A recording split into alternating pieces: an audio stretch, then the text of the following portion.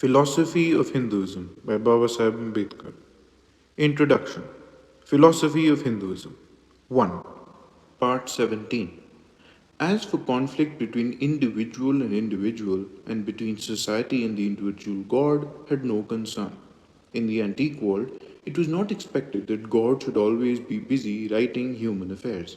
In ordinary matters, it was men's business to help themselves and their own kinsfolk, though the sense that the God was always near and could be called upon at need was a moral force, continually working in some degree for the maintenance of social righteousness and order.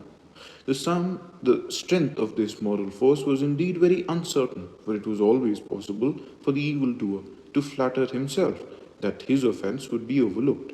In the antique world, man did not seek or ask God to be righteous to him.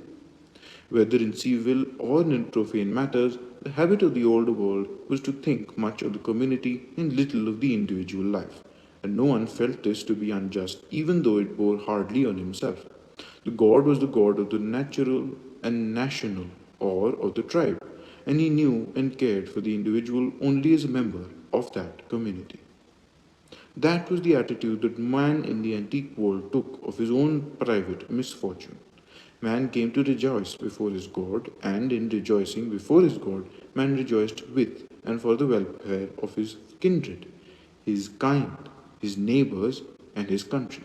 And in renewing by solemn act of worship the bond that united him to God, he also renewed the bonds of family, social, and national obligation. Man in the antique world did not call upon his Maker to be righteous to him. The end.